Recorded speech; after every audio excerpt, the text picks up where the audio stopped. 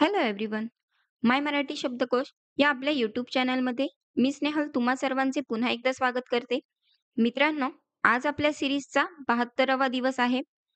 रोज आपण या सिरीजमध्ये नवीन नवीन शब्द आणि त्याचे समानार्थी विरुद्धार्थी शब्द हे उदाहरणासह बघत आहोत. आज आपण असेच नवीन शब्द बघणार आहोत. ते कोणते एकदा रिवाईज करूया आणि व्हिडिओला सुरुवात करूया. रिड्यूस म्हणजे कमी करणे किंवा घटवणे. रिडंडंट म्हणजे अनावश्यक किंवा निरर्थक. रेफरी म्हणजे पंच किंवा निर्णायक. रिफाईन म्हणजे शुद्ध करणे किंवा सुधारणा करणे. रिफ्लेक्ट म्हणजे प्रतिबिंब दाखवणे. रिफॉर्म म्हणजे बदल घडवणे आणि रिफ्रेन म्हणजे संयम राखणे किंवा थांबणे. चला तर मग या सर्व शब्दांचे समानार्थी आणि विरुद्धार्थी शब्द हे उदाहरणासह बघूया. त्याआधी काल घेतलेल्या व्हिडिओमध्ये रिकन्सिडर या शब्दाचे सिनोनेम आणि अँटोनेम काय होते हे कमेंटमध्ये नक्की सांगा. चला तर मग व्हिडिओला सुरुवात करूया. आजचा पहिला शब्द रिड्यूस म्हणजे कमी करणे किंवा घटवणे. याचे समानार्थी शब्द बघूया. डिक्रीज म्हणजे कमी करणे. प्रमाण, संख्येत किंवा तीव्रतेत घट करणे. दुसरा शब्द डिमिनिश म्हणजे हळूहळू कमी करणे.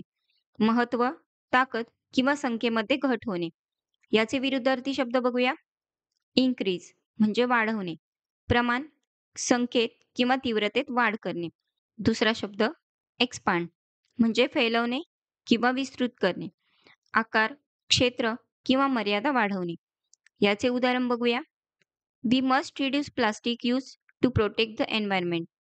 पर्यावरणाचे संरक्षण करण्यासाठी आपल्याला प्लास्टिकचा वापर कमी करावा लागेल. नेक्स्ट वर्ड रिडंडंट म्हणजे अनावश्यक, निरर्थक किंवा गरजेपलीकडचा. याचे समानार्थी शब्द बघूया.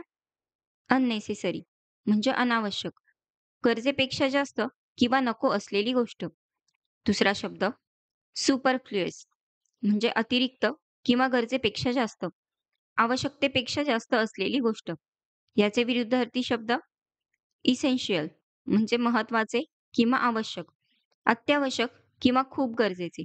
दुसरा शब्द नेसेसरी म्हणजे गरजेचे, काही कामासाठी किंवा उद्दिष्टांसाठी आवश्यक. याचे उदाहरण बघूया. He speech was too long because of redundant sentences. त्याचे भाषण खूप लांब झाले कारण त्यात अनावश्यक वाक्ये होती. नेक्स्ट वर्ड रेफरी म्हणजे पंच, निर्णायक किंवा मध्यस्थ. याचे समानार्थी शब्द बघूया. अंपायर म्हणजे पंच, खेळातील नियमांचे पालन होत आहे की नाही हे पाहणारा अधिकारी. दुसरा शब्द जज म्हणजे न्यायाधीश किंवा निर्णय घेणारा, न्याय करणे किंवा योग्य अयोग्य ठरवणारा. याचे विरुद्धार्थी शब्द बघूया. प्लेयर म्हणजे खेळाडू, खेळामध्ये भाग घेणारी व्यक्ती. दुसरा शब्द पार्टिसिपंट म्हणजे भाग घेणारा किंवा स्पर्धक, कोणत्याही स्पर्धा किंवा कार्यक्रमात भाग घेणारी व्यक्ती. याचे उदाहरण बघूया. The referee stop the match due to a foul. Foul झाल्यामुळे पंचाने सामना थांबवला.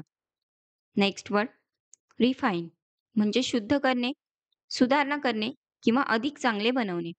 याचे समानार्थी शब्द बघूया. इम्प्रूव्ह म्हणजे सुधारणा करणे, आधीपेक्षा चांगले करणे. दुसरा शब्द प्युरिफाय म्हणजे शुद्ध करणे, अशुद्धता काढून टाकणे. याचे विरुद्धार्थी शब्द पोल्यूट म्हणजे प्रदूषित करणे, घाण करणे किंवा अशुद्ध करणे. दुसरा शब्द डिग्रेड म्हणजे किमतीत घसरण करणे किंवा खराब करणे, एखाद्या गोष्टीचा दर्जा कमी करणे. याचे उदाहरण बघूया. He took time to refine he speech before presenting. सादरीकरणाआधी त्याने भाषणात सुधारणा केली. नेक्स्ट वर्ड रिफ्लेक्ट म्हणजे प्रतिबिंब दाखवणे, विचार करणे किंवा दर्शवणे.